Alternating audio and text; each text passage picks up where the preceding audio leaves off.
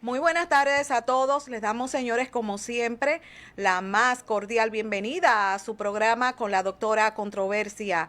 Somos controversias, salud y muchas cosas más. Señores, hoy es jueves 21 de octubre y vamos a compartir con todos ustedes la frase del día.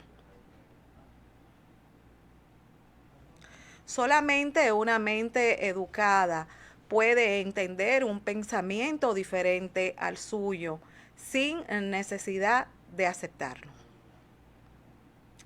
Bueno, señores, el día de hoy nos vamos al mundo de la logoterapia y el diccionario de la logoterapia. Este mix de temas sumamente importantes, interesantes, con Eugenio Pérez Soto, psicólogo de la Universidad del Salvador, profesor universitario de psicología, especializado también en logoterapia del sentido de vida de Víctor Frank y coaching existencial. Vamos a abundar más acerca de Eugenio Pérez Soto, nacido en Buenos Aires, licenciado en Psicología, Universidad del Salvador, 1982, profesor universitario en Psicología, graduado en la Universidad del Salvador, 2010, logoterapeuta 1991-1992, especializado en logoterapia, terapia del sentido de la vida de Víctor Frankl, fundador, rector del Centro de Psicología Existencial y Logoterapia 1986, donde es profesor y formador de los cursos de análisis existenciales y logoterapia para cada psicólogo, curso acompañante espiritual destinado a sacerdotes, religiosos, religiosas, agentes de pastoral en acción social, creador y profesor de la carrera de consultoría psicológica, orientación en logoterapia con título oficial 2011, formación en coaching existencial en logoterapia 2020, fundación de la CPEL, BSAS, CPEL San Isidro, CPEL Loyola Jesuista, CPEL Yuyuy, CPEL Armerías, CPEL Pilar, CPEL Betaña, Vida Consagrada 2021 y CPEL Atlanta, Georgia, Estados Unidos, 4/10 del 2021. Organizador y expositor de jornadas científicas en logoterapia a nivel nacional e internacional, 1987 hasta la actualidad. Profesor en logoterapia y expositor en los cursos de cultura católica de la Universidad Católica de Argentina, en el Congreso Superior de Educación Católica, en la Facultad de Psicología de la Universidad del Salvador, Universidad Católica de Argentina, curso de posgrado también, logoterapia, en el Movimiento Filial Cristiano, en la Pastoral de Salud de Morón, en la Pastoral Universitaria de BSAS, congregaciones religiosas femeninas, masculinas y distintos ámbitos de la cultura, creador del Premio Sentido de la Vida 1992, otorgado a personas e instituciones que trabajan por la vida a nivel nacional e internacional. Eugenio Pérez Soto, director de la colección Sentido de temas de logoterapia del grupo editorial Lumen 2008, coautor junto a la doctora Marta Guberman del primer diccionario de logoterapia editado por la editorial Lumen con distribución en Latinoamérica, Estados Unidos, traducido al portugués por la editorial San Pablo de Portugal. Señores, el día de hoy nos acompaña un invitado sumamente especial para nosotros, alguien que estoy completamente segura que nos va a enriquecer bastante con sus grandes conocimientos en este mundo tan hermoso y muchas veces tan desconocido como es el mundo de la logoterapia. Desde Buenos Aires, Argentina, Eugenio, bienvenido a casa, ¿cómo estás? Bueno, bienvenidos y gracias por recibirme. También bienvenidos a la Argentina. Buenos Aires es una alegría inmensa. Hoy estuve viendo las playas de San Domingo soñadas, una belleza de país, belleza de cultura y realmente nos hace sentir más que latinoamericanos para el mundo, verdaderamente. Así que lindísimo, muy, muy agradecido por esta invitación. Exactamente. Para mí, Eugenio, es un inmenso placer tener esta tarde la oportunidad de poder compartir con usted y que comparta también con nosotros, con todos nuestros amigos y seguidores, sus grandes conocimientos. Iniciamos con la siguiente pregunta. ¿Quién es Víctor Frankl? Háblenos sobre él, sobre el creador de la logoterapia. Víctor Frankl, primero, es un judío que pasa 4 campos de concentración y verdaderamente va a crear terapia eh, como fundamental proceso en el campo de concentración, ¿verdad? ¿Qué es lo que ocurría qué lo sostenía para vivir? Él siempre se preguntó, antes de la concentración, se preguntaba ante el profesor de química, de biología, eh, ¿qué sentido tiene la vida? ¿El hombre es solamente un proceso de oxidación y de combustión? El hombre, cuando todo de concentración, se dio cuenta que el hombre trascendía más allá de sus fuerzas. Eh, Totalmente estables, como sabemos, la experiencia del campo de concentración, que lo sostenía. Y ahí se dio cuenta que lo sostenía, ella venía a trabajar por esto, y que lo sostenía un hijo, una causa noble, Dios, se unían para compartir el pedacito de pan. Había algo valioso porque los unía. Y realmente ahí se sostenía la vida y había un sentido. Por eso logo quiere decir sentido y luego quiere decir espíritu. La terapia que va a apelar a la persona para que trascienda y también, lógicamente, cuando llegan a la consulta en situaciones difíciles y de Exactamente, sinsentido. exactamente. ¿Qué quiere decir ser cuestionado por la vida? Bueno, precisamente la experiencia del campo de concentración, Víctor Frankl, que pasó esos 4 campos, él siempre se va a confrontar con esta psicología tradicional de Freud o la psicología que es más bien introspectiva, de buscar el porqué del porqué, y siempre nos quedamos como rumiando los conflictos, ¿verdad?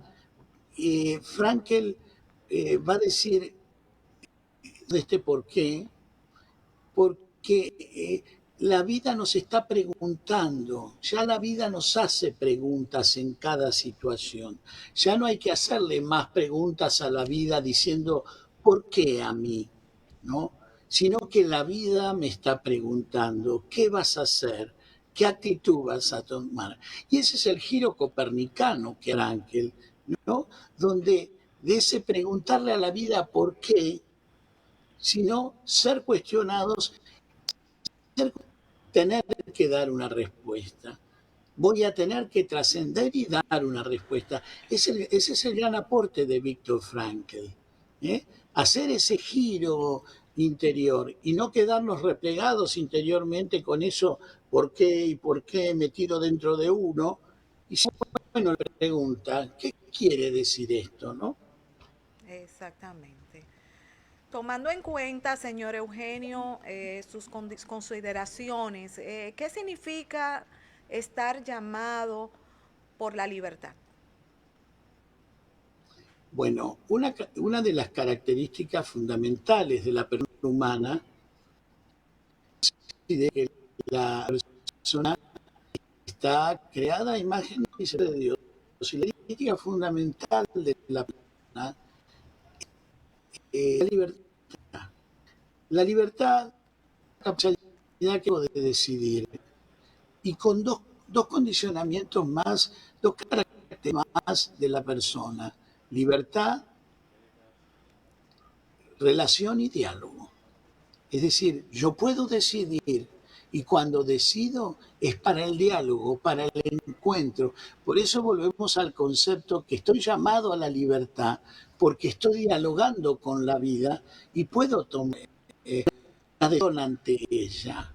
Entonces, cuando uno ve que la relación con la vida es como desde el diálogo, en el diálogo yo decido y en el diálogo voy ejerciendo con la vida respuestas desde mi propia libertad. Exactamente. Tomando en cuenta estos puntos, ¿qué significa estar llamado por la responsabilidad desde su punto de vista? Bueno, evidente que en ese diálogo, cuando yo tengo libertad y esa libertad, voy ejerciendo mi libertad, voy a responder ante la vida. Pero antes de responder, hay dos momentos precisamente de la libertad. La libertad de aquello que me tengo que liberar. Si yo estoy atado por resentimientos, por ejemplo, Cris, yo estoy atado por resentimientos, por cosas del pasado, por haber tenido un padre y una madre autoritaria. Y después tengo una situación con mi jefe, donde proyecto mi padre o mi madre autoritaria en el jefe y tengo conflictos con la autoridad. Yo debo hacer un trabajo desde de mi libertad, por empezar a desatarme de aquello que me está atando y que lo pongo en el jefe. Y entonces debo desatarme de ese dolor, de eso que me ata, fijó a un padre, una madre autoritaria, para luego el segundo paso que me voy deshaciendo de aquello que me ha sido traumático y que lleva un proceso, para empezar a rever y responsabilidades, quiere decir responder, decir respondo ante la vida, pero para poder responder yo, responsabilidad que es yo respondo ante la vida, necesito desatarme de muchas cosas que me están, de muchos resentimientos, situaciones injustas vividas, maltrato, y todo esto debo desatar. Ahí está el proceso logoterapéutico, ¿no? Logo, sentido, descubrir un sentido, trascender, caminar con él, caminar con esta angustia que implica, y debo hacer un proceso de desatarme para luego responder. Exactamente. Usted tocó un punto muy importante relacionado a lo que es el sentido de la vida. Quiero que usted comparta con nosotros desde su punto de vista qué es el sentido de la vida, pero sobre todo cómo se descubre. Muy bien, yo creo que es una pregunta lindísima, pues preguntamos en algún momento de la vida, siempre, inclusive cuando uno es adolescente, los niños también se preguntan, porque ¿qué sentido tiene esto que ocurre en mi familia o no? Los adolescentes, los jóvenes, los adultos, porque el sentido de la vida nos cuestiona en cada situación concreta. ¿Y cómo se descubre? Primero, momentos, descubre el sentido de la vida en situaciones límites, sufrimiento, de muerte, de shock. Otras veces el sentido de la vida se descubre en la relación con la naturaleza, cuando ya no es la situación límite, sino con los llamados vivenciales, por ejemplo, poder contemplar la naturaleza, escuchar el canto de los pájaros, ver esas playas hermosas que usted indica el domingo, esas áreas, esa agua lindísima, eh, toda, toda, todo lo que tienen, hielo, la maravillosa naturaleza que tienen. Bueno, ahí se descubre el sentido de la vida también, el contemplar, con el mirar, escuchar. Una manera de encontrar el sentido especial, el encuentro humano, la amistad, es decir, el sentido de la vida manifestando distintos aspectos, no solo de situaciones traumáticas o límites, sino también en la creatividad, en el trabajo que usted está haciendo, que yo estoy haciendo, Cris, que es un acto creativo que pueda llegar a otros y pueda ayudar a decir, mi vida tiene sentido, yo por qué estoy luchando, estoy bien con mi familia, estoy en este trabajo, estoy en armonía y en paz, también sobre el sentido de la vida, porque implica una apertura al mundo para descubrir el sentido de la vida. Lo peor que ocurre cuando una persona se cierra, cuando está cerrado, y por eso no apela a esas dos características fundamentales, que es el diálogo, la relación yo-tú, del encuentro, cuando son la y se queda encerrado en sí mismo, no va a poder descubrir el sentido de la vida y se siente muy bloqueada. Por eso cuando uno está, Frankel va a decir algo maravilloso, Chris, que el espíritu no enferma nunca. ¿Qué es lo que no enferma nunca del espíritu, de la persona humana? Ese deseo de sentido, ese deseo de trascender. Y cuando la persona humana o lo espiritual enferma, cuando me cierro mismo, cuando yo me cierro, me estoy replegando espiritualmente como persona y entonces me estoy mal, porque no tengo esa apertura a encuentro con el otro. Es interesante esto de poder encontrar, ¿eh? Y eso es muy sanador. Sí. Eugenio, ¿por qué razón Víctor Frankl pone el campo de concentración en su libro El hombre en busca de sentido? ¿Qué opinas? Viktor Frankl pone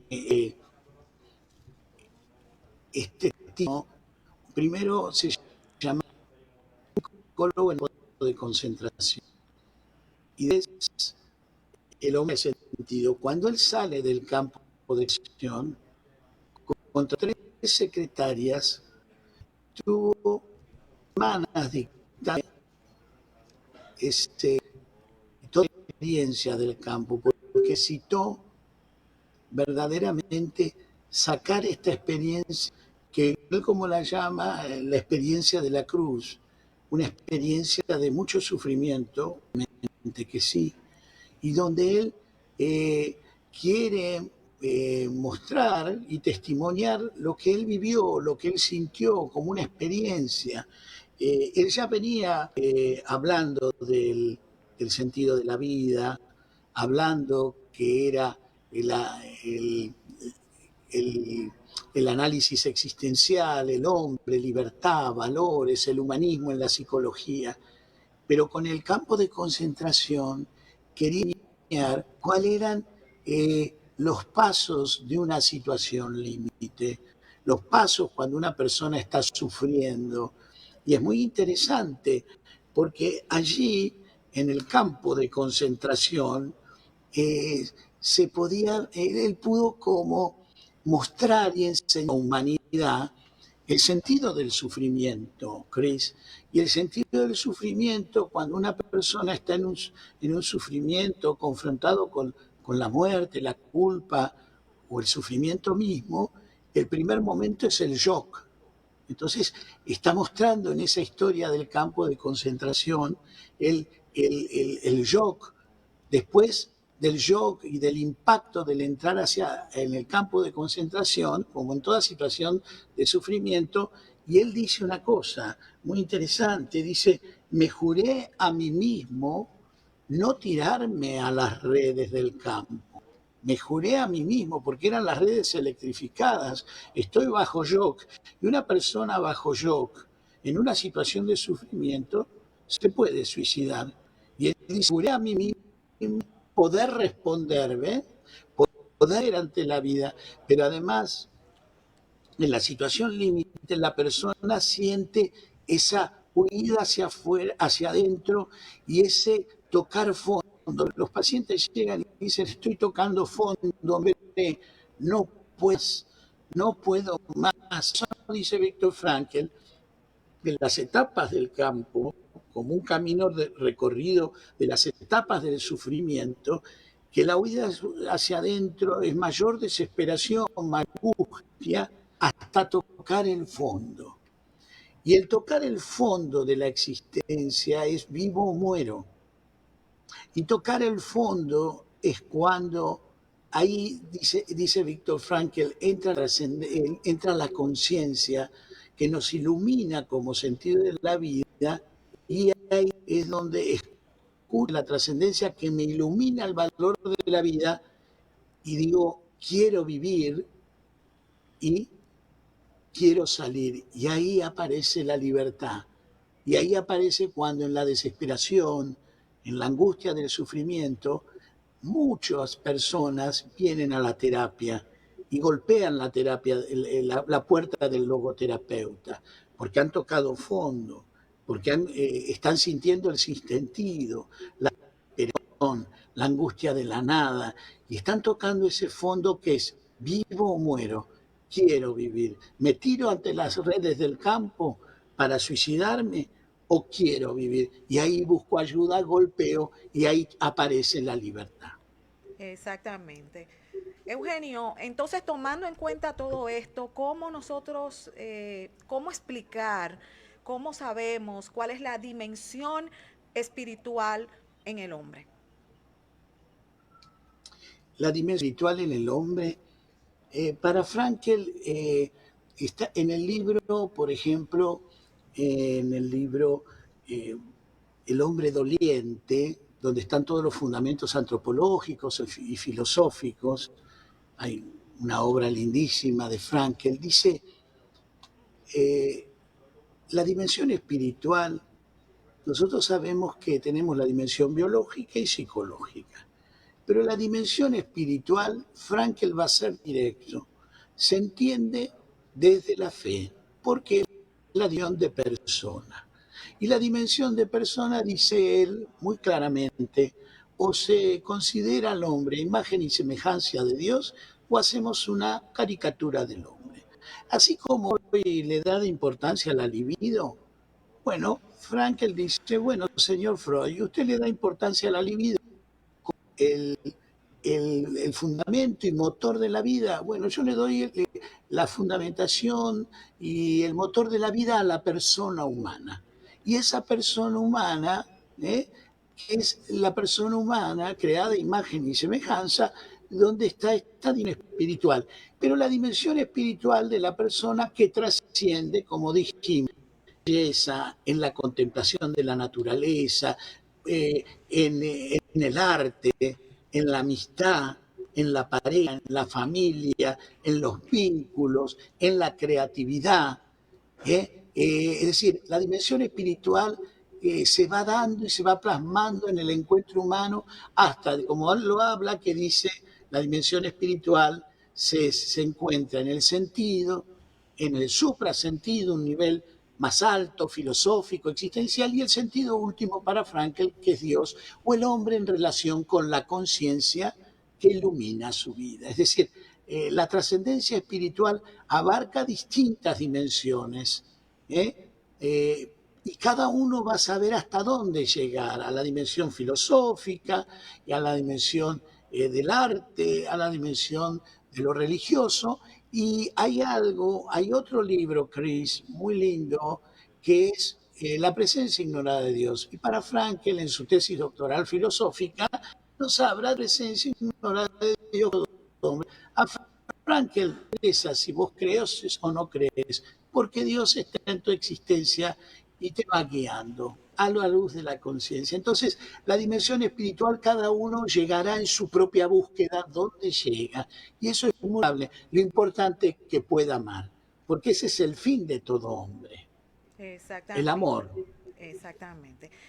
Eugenio, entonces, ¿cuál es la diferencia con el psicoanálisis de Freud? Claro, la diferencia precisamente, Frankel va a decir algo muy, muy grande y dice ante Freud, yo soy un enano en los hombros de un gigante. Es decir, reconocer al maestro Freud, ¿verdad? Pero él también en su época vivían en Viena, estuvo participando de la Sociedad Psicoanalítica, donde presentó unos trabajos sobre los gestos humanos y demás, pero se dio cuenta que esa diferencia partía del modelo del hombre, reducido al hombre a la libido, ¿no? A la potencia sexual como motor que mueve. Él es mucho más que esto biopsíquico. El hombre tiene una dimensión persona trascendente. Entonces, es aquí cuando decimos, al hombre lo mueve primero la libido o el sentido de trascendencia y el sentido de amor y de salir de uno mismo para ir al encuentro. Y para él va a decir, primero ¿eh? Está este sentido de trascendencia, de amor, y luego está la libido, bendita libido que tenemos, gracias a Dios, pero como Sí. complemento, no como motor primero. Eso es lo que se va a diferenciar. Y además, no reducir al hombre a un mecanismo de defensa, es decir, la negación, es negador. Vio, Chris, que cuando uno dice, es tan negador, Sí. es tan prepotente, o tan asociado, o tan histérico, este hombre no se puede aguantar más, o es un obsesivo, dice, no, cuidado, no pongamos ellos a las personas. La persona va a decir Frank, es que padece un trastorno, que padece una patología, y entonces eso es lo que se va diferenciando, ¿no? Por eso el psicólogo, logoterapeuta, como dice Frank, Chris, es el mejor diagnosticador, va a ser el mejor clínico, donde yo voy a decir, acá tengo un trastorno de angustia generalizado, acá tengo un trastorno obsesivo compulsivo, una persona que pese, que tiene, ¿eh? Pero que es persona, tengo una persona que padece una depresión, padece, pero es persona, porque Frankel era algo maravilloso en orden al clínico, psicólogos y a los psiquiatras, al mundo psiquiátrico y psicológico, que dice dos credos psiquiátricos. El primer credo psiquiátrico es detrás de los síntomas hay una persona. ¿eh? Y el otro credo psiquiátrico es la capacidad que tiene el espíritu, la persona, de tener, de golpear la puerta del terapeuta a pesar del trastorno que tenga de la depresión o compulsivo, de la angustia, golpea, ahí trasciende de sí mismo, sale, busca y dice, si yo no creyera en esta capacidad de oposición del espíritu o la capacidad que tiene la persona de trascender en la adversidad y salir adelante y que detrás de estos síntomas hay una persona, yo me retiraría del ámbito clínico y dejaría de ser psiquiatra y no haría jamás logoterapia. Porque si el logoterapeuta no ve detrás de los síntomas de una persona, angustia, depresión, la que sea, un doliente, una persona doliente, entonces lo está cosificando y lo está reduciendo. Tengo el Ujú. depresivo, tengo el obsesivo, tengo el Sí, médico, es decir, tengo patologías, pero no personas que son dolientes. Hay una gran diferencia, ¿no? exactamente. Eugenio, ¿qué significa o qué se entiende por frustración existencial? Sí, la frustración existencial, precisamente, fíjense que para primero, antes de explicar de frustración existencial, cuando una persona está muy frustrada y no puede elaborar esa frustración, ella entra en una neurosis. ¿eh? Y además, el psicoanálisis reduce al hombre a la neurosis.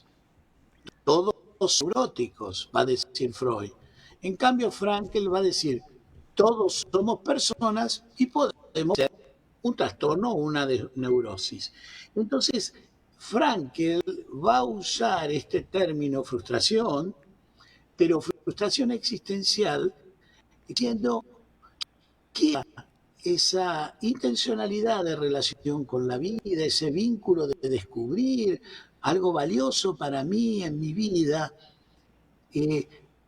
se frustra porque no encuentro sentido, pero dice, esa frustración existencial no es patológica en sí misma, no es neurosis ya, es simplemente me siento vacío, me siento frustrado y es una oportunidad, es decir, lo toma como oportunidad.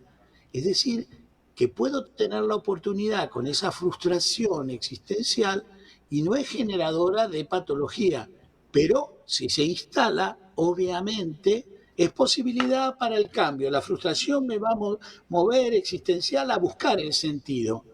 Ahora, si me quedo en esa frustración existencial y no me muevo a la búsqueda del sentido, me voy a cosificar y me voy a generar un trastorno, una neurosis. Pero el primer momento de la frustración existencial es posibilidad para descubrir el sentido. Es decir, cuando yo no tengo sentido, estoy angustiado y me siento frustrado, hay que decirles a todos, miren, es la posibilidad para empezar a crecer y hacer una acción. Exactamente. Eugenio, ¿qué genera la hiperreflexión? Bueno, precisamente, fíjese, Chris, cuando hay eh, las personas, los que nos están viendo, mucha terapia, por ejemplo, ¿verdad? Hoy la gente, y tenemos un público que está muy familiarizado con los psicólogos. Antes se creía que los que iban al psicólogo eran los que estaban locos, ¿no? Hoy vamos al psicólogo porque tenemos Exacto. necesidad de contar nuestras vidas, qué nos pasa, nuestras frustraciones, nuestras ¿eh?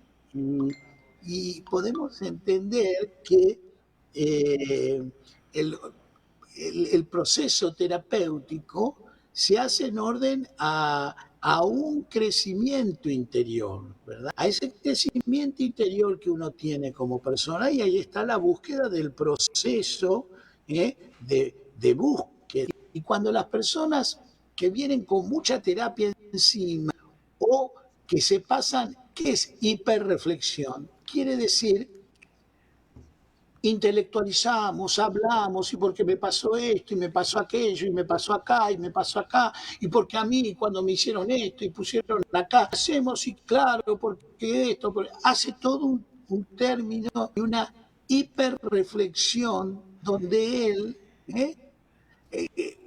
piensa y piensa y piensa, es como darse manija y manija, bloquea. Es decir, la persona se bloquea, entonces en vez de encontrar sentimientos y dolor y enojado con la vida y argumentando porque me hicieron o intelectualizado, realizamos todo, me bloquea cada vez más. Eso bloquea la existencia. ¿eh? Como Exacto. aquellos que les gusta discutir y discutir y discutir y siempre no sé de qué se trata, pero me opongo, bloquea la relación con la vida, del encuentro, porque entonces salgamos de la hiperreflexión, salgamos de pensar y pensar y pensar y atacar al otro y atacarnos a nosotros mismos y a los otros interpretando, interpretando, interpretando o discutiendo, discutiendo y discutiendo porque no Exacto. sé de qué se trata y me opongo, entonces me estoy encerrando otra vez, no puedo trascender y esto genera un gran vacío existencial en el hombre. Hay un Exacto. gran vacío existencial. Cuando una persona está tan negativa y todo lo discute o todo lo racionaliza y es insostenible, es porque está sufriendo un gran vacío existencial de su vida. Exactamente. Y lo relacionado a la hiperintención. Bueno, por ejemplo, esos grupos que se reúnen y bueno, se reúnen en un bar y son los salvadores del mundo, ¿no? Vamos a hacer esto, vamos a hacer aquello, vamos a hacer aquí. pero después no hacen nada ni no mueven nada, ni siquiera para, por ejemplo, juntar pan dulce llevar, para la Navidad, pero son los salvadores del mundo. Entonces Exactamente. se quedan en el vamos a hacer, Sí. Y ¿no? la Vamos a hacer, hiperdiscusión, vamos, Eugenio, ¿eh? hiperdiscusión. Y los que discuten, a Ajá. veces en distintos ámbitos, no quiero, pero a veces hay ámbitos que son muy discutidores y de Sí. grandes promesas y después no pasa Ay, nada. Entonces, y así son los mismo. salvadores del mundo y no sé qué, y después se da cuenta que lamentablemente, ¿no? Es una hiperdiscusión de ellos para ver qué pasa y quién gana en la próxima o en la que viene, Ajá. y después van a salvar al mundo, prometen y después está claro, son personas con existencial y lo Sí, único que les importa es simplemente tener un poder y utilizar a los otros para sus propios fines, ¿no? así Ya mismo. estamos muy maduros en esto y uno va escuchando y va creciendo, ¿no? Pero eso Sí, lo vemos siempre, ¿no? claro. Eugenio, hay una frase muy importante que llega mucho de Víctor Frankl y es la siguiente: vale la pena vivir, vale la pena seguir viviendo, siempre hay un para qué. Yo quiero que tú, por favor, compartas con todos nosotros qué significa esto. Sí, me parece una frase lindísima de Víctor Frankl, porque decir que siempre hay un para qué, un hombre que, Chris, nos vamos a tutear, Chris. Vos sabés que yo, eh, como psicólogo que estudiaba, tuve la facultad de psicología y, y cuando tuve en mis manos El hombre en busca de sentido, como un muchacho que estudiaba y estudiando psicoanálisis en la facultad y Lacan y todo, dije, ¿por qué lo a este hombre? ¿Por qué yo creo? Por la experiencia del campo de concentración, por la experiencia del sufrimiento. Entonces, cuando uno ha tocado el tema del sufrimiento con la magnitud de Víctor Frankl, uno va entendiendo de esto de el para qué, ¿no? Este hombre me enseña con su vida el qué. Él vivió los cuatro campos, no me está haciendo la filosofía del para qué y el sufrimiento es un crecimiento, no me lo dice como algo teórico, me dice que encontró el para qué porque él pasó los cuatro campos de concentración. Y ese para qué, Cris, es un para qué que se hace experiencialmente. Para que se habla de sufrimiento, cuando mamá que está al lado de su hijo en el hospital, que lo está acompañando porque su hijo está bebé, esa mamá al lado de su hijo que se va al hospital noche, está todo el día, es ese para qué que se tiene y que se sostiene por amor. Es decir, ese que es una guía, es un parata lleno de experiencia, de relación de amor de esa madre por su hijo. Entonces el para qué que habla Víctor Frank es un que sale de la entraña misma, de la relación de amor, del ámbito del encuentro. No es un para qué del sufrimiento con violines y odas, que eso es espiritualismo. Bien, el espiritualismo es un reduccionismo del hombre, tanto como el psicologismo, o el sociologismo, o el fanatismo, o el espiritualismo. Entonces esa mamá que está al lado del chiquito cuidándolo y se queda, es ese para qué que habla Frank, ¿no? Es un para qué donde uno pone la vida y camina, porque dice, el sentido del sufrimiento, Chris, no se va con muchas veces porque, encontré el sentido a mi sufrimiento. No, el sentido del sufrimiento cuando se lleva y se lleva la existencia doliente con dignidad, como esa mamá en el hospital acompañando a su hijo. Esa mamá está llevando el valor de actitud, el sentido del sufrimiento, elevándose en su propia dignidad desde la dimensión del amor y caminando con el sufrimiento, con su existencia doliente, sufriente, camina. Entonces, está tan lejos de un espiritualismo. ¿Por qué? Porque lo verdaderamente espiritual, y tenemos el ejemplo, Chris, de la Madre Teresa de Calcuta. ¿Por qué impactó la Madre Teresa de Calcuta al mundo? A los que creían y no creían, a la nobleza, a las reinas de Europa, a los más pobres y a todo el mundo. Porque la Madre Teresa de Calcuta fue testimonio de tomar la existencia doliente de la persona sufriente abandonada, y ella con su amó al abandonado que iba a morir, y eso impacta. Y ahí está lo más sagrado y religioso de la conducta humana, el trascender como persona. Entonces, tan lejos de un espiritualismo, el verdadero sentido de su trono es cuando se pone la vida en la existencia y se lleva sobre los hombros la existencia desnuda, como en el campo de concentración. Ahí estaría Chris, ¿eh? Ese verdadero para qué, tan lejos de un Exacto. espiritualismo lógico Sí, y espiritualismo de tipo fanático, ¿eh? Nada que ver, bien exactamente. conectado en la realidad y en el encuentro del amor. Exactamente.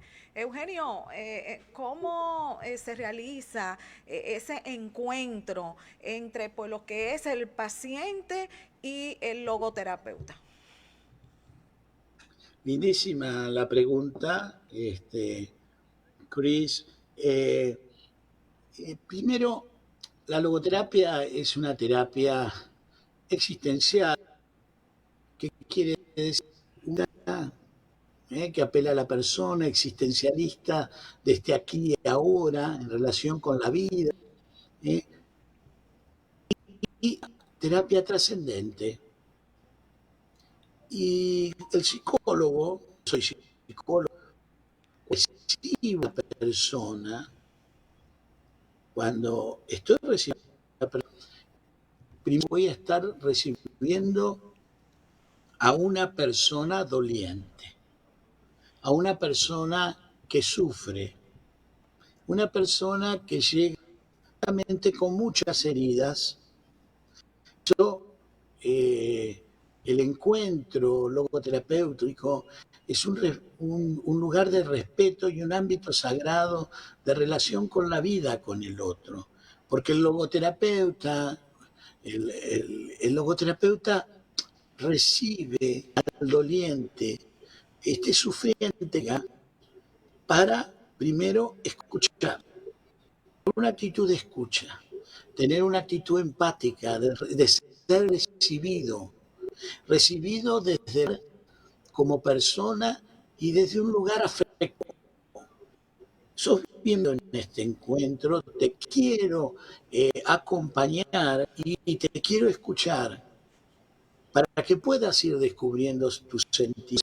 Entonces se anida el encuentro precisamente desde esta actitud y sabiendo que detrás de más hay una persona y él está golpeando la puerta, y al golpear la puerta ya está pidiendo esa ayuda y buscando un sentido.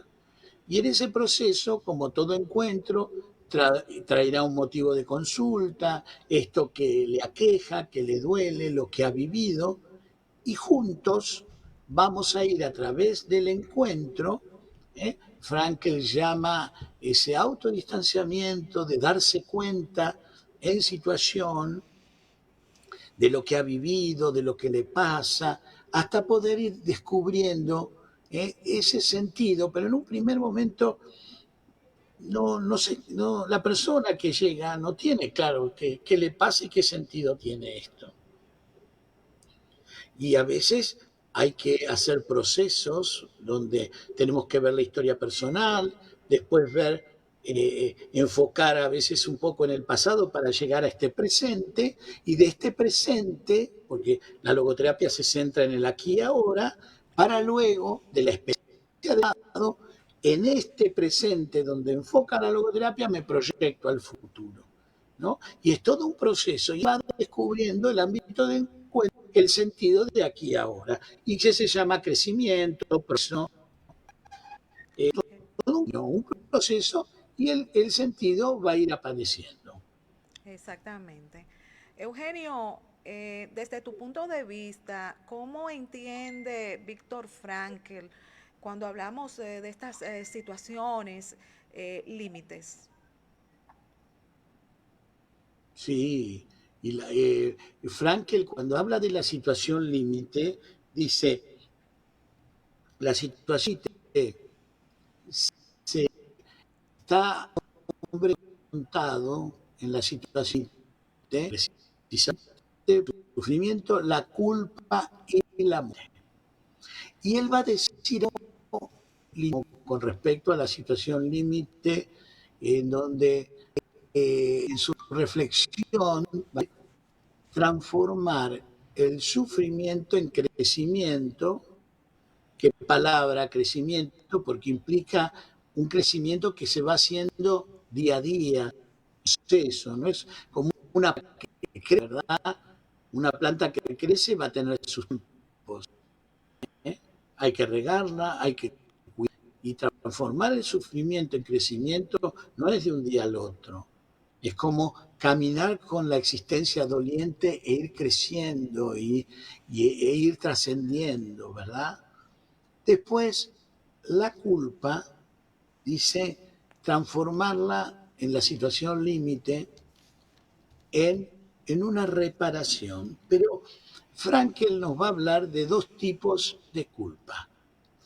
La culpa neurótica, que generalmente llegan los pacientes, y la culpa sana, trascendente. Y el proceso de crecimiento va a ser transformar la culpa neurótica en una culpa ascendente. La culpa neurótica sería como una espiral hacia abajo, ¿ven? Es el culpa, autocastigo, autorreproche, culpa. Culpa, autocastigo, autorreproche, culpa. Y la persona cada vez se cierra más. Precisamente la plenitud es cuando se abre. Entonces nunca va a encontrar lo que dice Frankel con la culpa. Va a decir Frankel que la culpa se asocia a la libertad. ¿Eh? Ok. ¿Por qué? ¿Por qué tenemos nosotros culpa? Porque tenemos libertad. ¿Y por qué tenemos culpa al tener libertad? Porque nos equivocamos, porque cometemos errores y podemos dañar al otro, agredir al otro, y porque está nuestra libertad, porque quien tiene libertad se equivoca. Cuando uno se equivoca, aprende de la propia equivocación. Entonces, cuando uno entiende que libertad es libertad y que la culpa se asocia con la libertad y que yo me puedo equivocar, yo puedo entonces desde el error reparar. ¿Qué pasa al neurótico? El neurótico se queda pegado a la culpa, autorreproche, castigo y culpa en desesperación. En cambio, cuando el logoterapeuta ayuda a despejar a la persona que queda en la culpa neurótica y le empieza a hacer la reflexión, donde fíjate, pero vos te has equivocado, pero esto se puede reparar. Entonces empieza un mundo y un horizonte donde mi libertad voy a accionar para darme una oportunidad.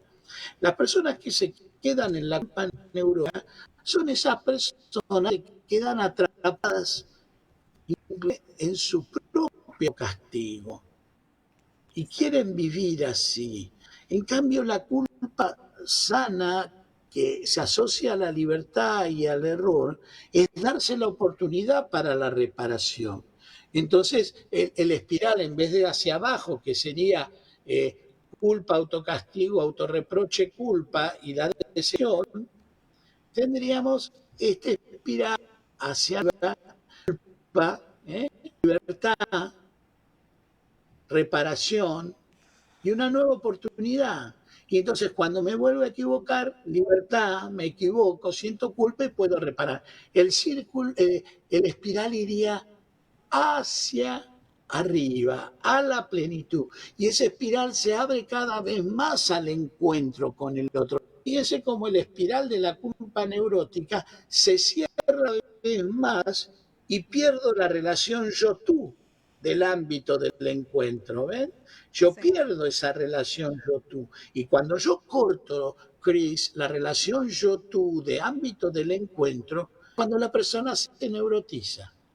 En sí, cambio, cuando la persona descubre que se ha equivocado y que tiene una oportunidad y puede reparar desde su libertad, se empieza a abrir. Él empieza a abrir y sí, voy otra vez al ámbito de encuentro. Entonces ya entro en la plenitud y en la sanación. ¿Eh? exactamente. Entonces, por eso transformar el sufrimiento en crecimiento, la culpa en esta reparación y hacia la trascendencia, y la muerte, que es otro momento de la situación límite. Frankel va a decir, campo de concentración, la muerte estaba todos los días. Nosotros que venimos del COVID y todo, estamos viviendo una pandemia, fuimos confrontados con la muerte. Estamos confrontados con la muerte. Y esto nos podía llevar o a la desesperación o nos podía llevar a empezar cada día a responder. Por eso dice que la muerte, Frankel, como tipo de concentración, es el estímulo para responder en el aquí y ahora. Tengo que vivir, tengo que responder a la vida. Entonces, la situación límite, Frankel es el gran maestro de la situación límite y la vida tiene tenemos una gran pedagogía, una gran enseñanza con la vida, ¿verdad? La vida nos está preguntando en cada momento qué vas a hacer y nosotros tenemos que responder. Entonces, Frankel viene con todo este análisis existencial, con esta mirada de la vida, de la existencia, a ubicarnos en orden a la relación del encuentro, del ámbito del encuentro, es donde está la verdadera plenitud del sentido de la vida. Como ahora que estoy con vos, Cris, y con todos los televidentes que nos están viendo y nos están escuchando, y que esto pueda llegar a ellos, a todos, para que sanen sus heridas, para que puedan salir si están tristes, si están complicados interiormente, darse la oportunidad para la vida, darse la oportunidad para dar un paso nuevo, para empezar de nuevo, para decir soy libre, equivoqué, de esa libertad que equivoqué, preparar, puedo en paz. Y más Exactamente. maravilloso de la relación con darnos nosotros una oportunidad, porque la vida siempre da una oportunidad. El tema es que si yo quiero oportunidad para poder yo trascender desde mi libertad, a veces nosotros estamos parados, no nos damos oportunidad mismo de empezar a tener un ancla, porque ver ver uno mismo a veces duele mucho. Y Sí, eso es empezar a caminar desde el propio. exactamente. Eugenio, ¿qué quiere decir Víctor Frankl cuando dice que cuando no somos nosotros capaces de cambiar una situación, pues nos queda el desafío de cambiarnos a nosotros mismos? muchísimo, ¿no? Esto de nos queda el desafío de cambiarnos a nosotros mismos. Esto implica proceso. Y en un trabajo que yo hice de ciencia de la cruz, del campo de concentración, yo pongo el camino de la humildad, de tocar el humus. ¿Bien? Cuando uno se encuentra con sus propias limitaciones, nosotros tenemos que hacer nuestro propio proceso, nuestro propio camino. Y el propio camino es precisamente a través de la humildad, para hacer un camino de transformación. Eh, y a veces esta herida a nuestro propio ego, a nuestro propio narcisismo, nos duele reconocer muchas veces nuestros propios límites, ¿no? Es un camino de, de humildad para el crecimiento. ¿Cuáles son las características, Eugenio, de la persona humana? Las características fundamentales de la persona humana, como estamos diciendo, la fundamental es la libertad. La característica fundamental de la libertad, porque el hombre puede, Frankel, decidir ante toda circunstancia, ¿no? Esto es maravilloso porque él va a decir, el hombre no está, va a decir algo muy fuerte al mundo de la psicología y de la ciencia. Va a decir que el hombre va a poder tomar una actitud desde su libertad con, el, eh, con la experiencia de las condiciones humanas. En las condiciones infrahumanas, el hombre pudo tomar una actitud desde la propia libertad. Y va a decir que ese hombre, fíjense que fue, ¿no?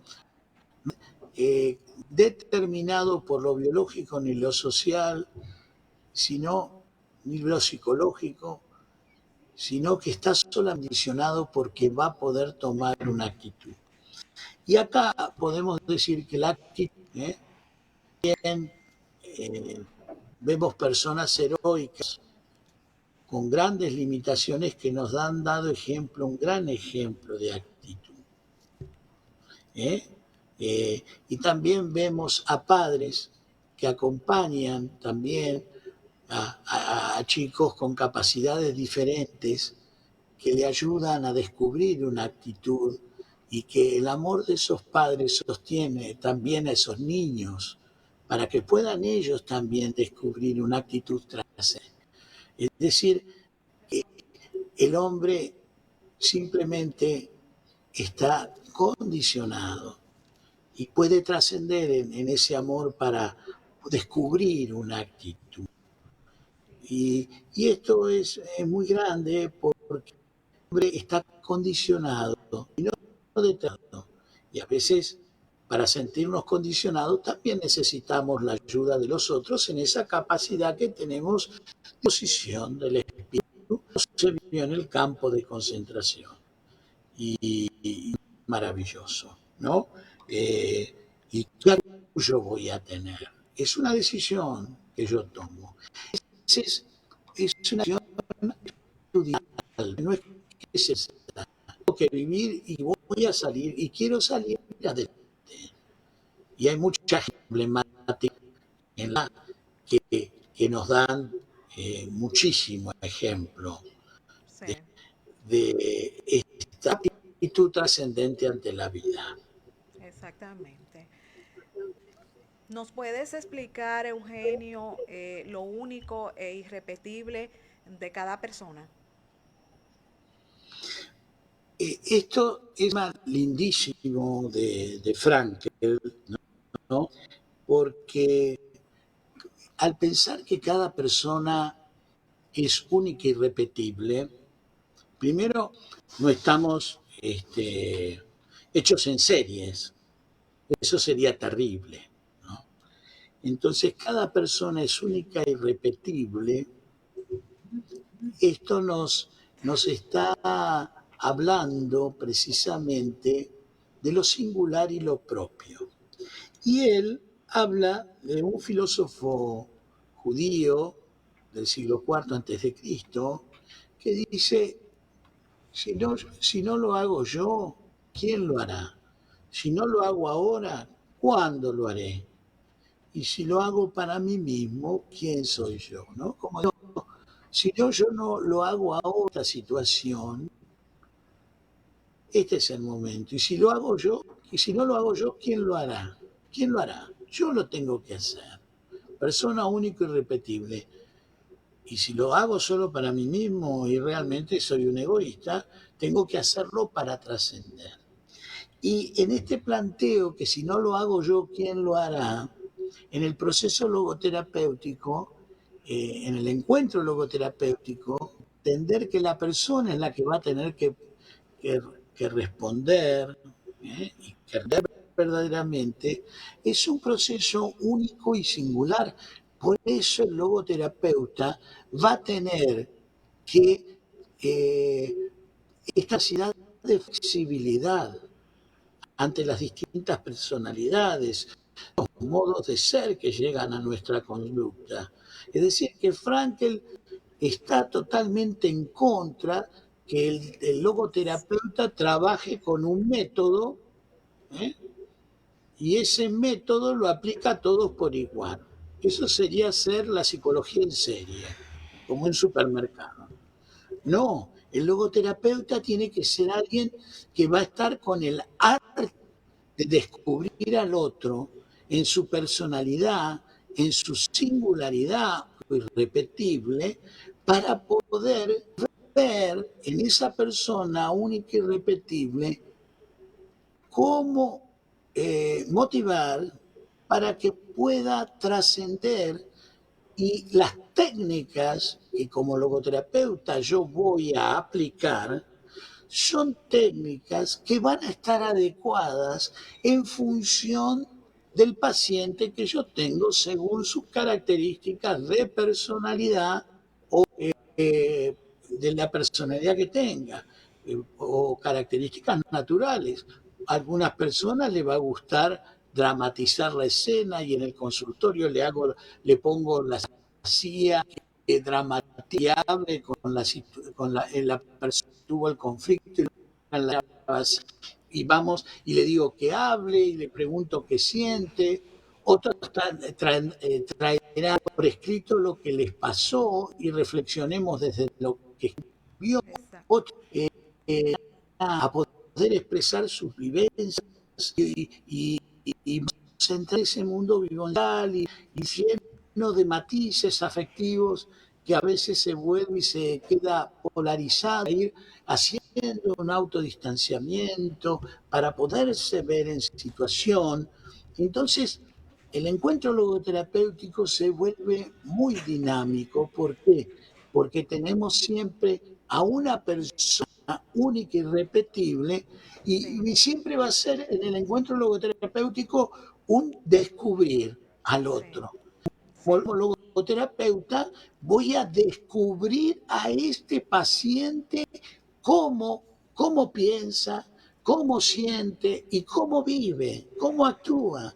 Y la manera más grande de una actitud logoterapéutica es el otro para ver lo que siente, lo que piensa y lo que actúa para poder comprenderlo y desde ahí empezar a ayudar el proceso del darse cuenta y el sí, proceso de buscar un sentido para tomar un nuevo lugar existencial en la sí. búsqueda de sentido.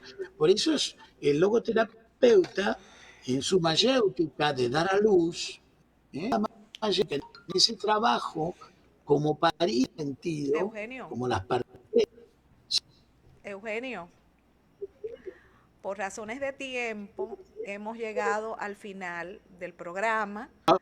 Tenemos pendiente una segunda parte porque realmente nos hemos quedado con muchísimas preguntas pendientes relacionadas a este mundo tan amplio que es la logoterapia, y también el punto relacionado a lo que es el diccionario. Es decir, que nos despedimos de ti y te agradecemos de verdad, de todo corazón, que hayas compartido con nosotros todos tus grandes conocimientos sobre esta materia. Y simplemente compartimos la logoterapia y que sirva para toda la gente. Exactamente. Muchas gracias. Bueno, señores, con todas estas informaciones tan importantes hemos llegado al final de otra entrega más de su programa con la doctora Controversia, reiterándoles a todos ustedes que mañana tienen una cita con nosotros a partir de las 2:30 de la tarde. Que pasen un feliz resto del día. Bye.